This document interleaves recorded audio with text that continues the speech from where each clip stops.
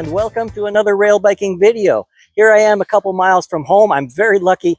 I live right by the rails and gives me all the chance in the world to work on rail bikes. And finally, after 10 years, I've built myself a completely new rail bike, completely different from my original rail bike. I went with the Magnetic Guide.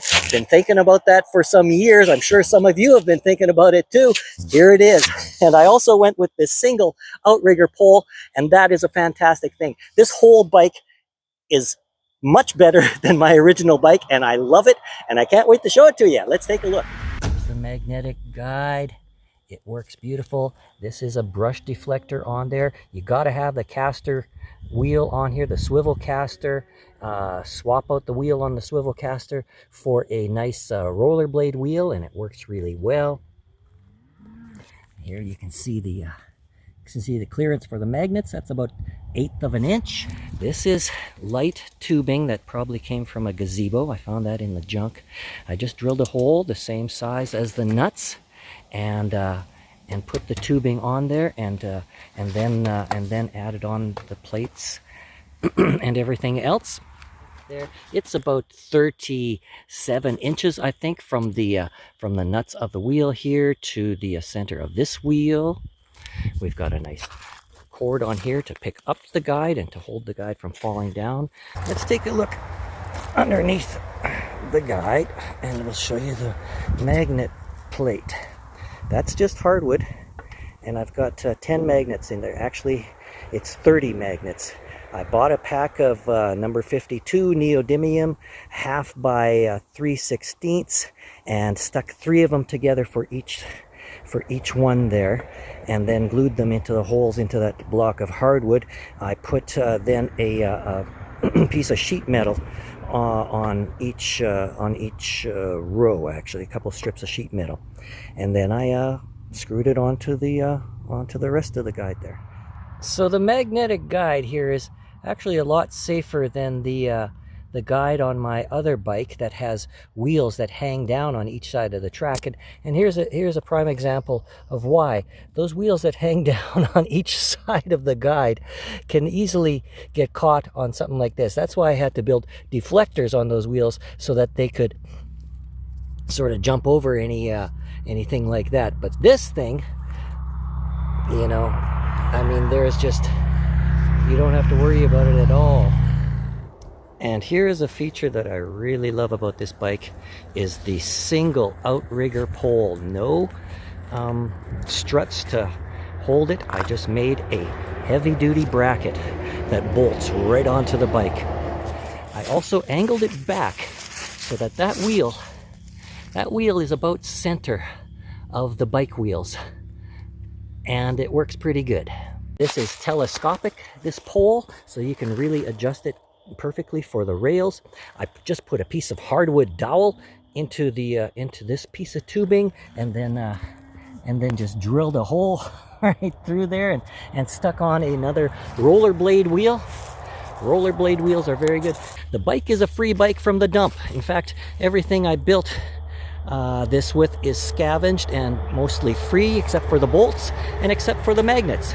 Here's some construction. I call this crude but effective. This is the back hanger for the Outrigger pole when I'm on the road. And that works very well. Crude but effective. It's just some stiff wire, and I think I'm going to leave that like that. The tracks right here are sloped downhill a bit, and if I let the bike go, it would roll backwards and derail. Normally it would derail, but here's a bonus feature on this type of guide. Watch this.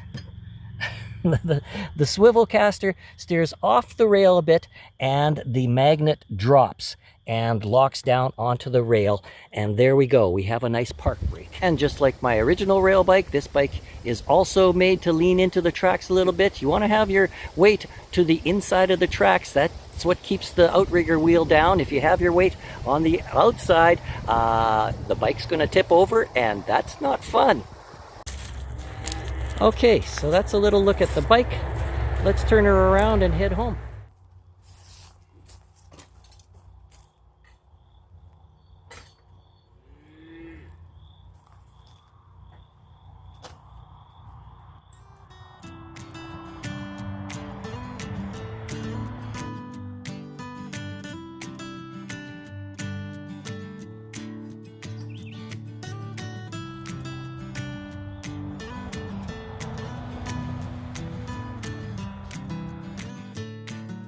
So this thing actually holds center pretty good. And here, I'm just gonna, show. I'm wiggling on the steering.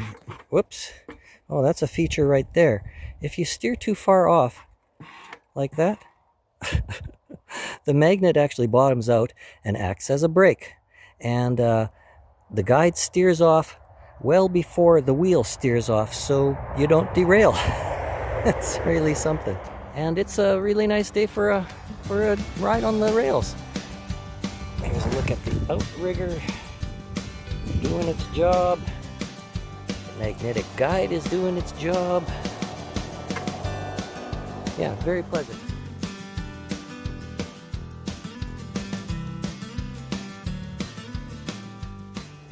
Here's a good look at the brush deflector at work. Going through a bunch of wild raspberry here.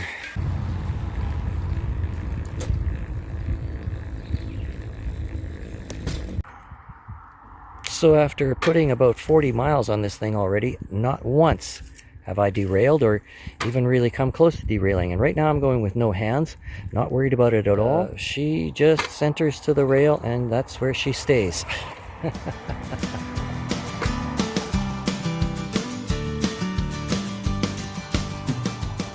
It's really quite easy to feel the centering pressure of the magnetic guide here on the handlebars, and all you have to do is not steer off the rails. It's kind of like driving a car. If you turn your head, don't turn the wheel.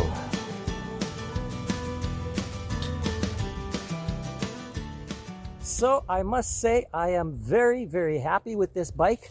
The magnetic guide is a game changer. It's revolutionary. It's fantastic, and I will never go back to having wheels on my guide. No. Thanks for watching, and see you on the next video.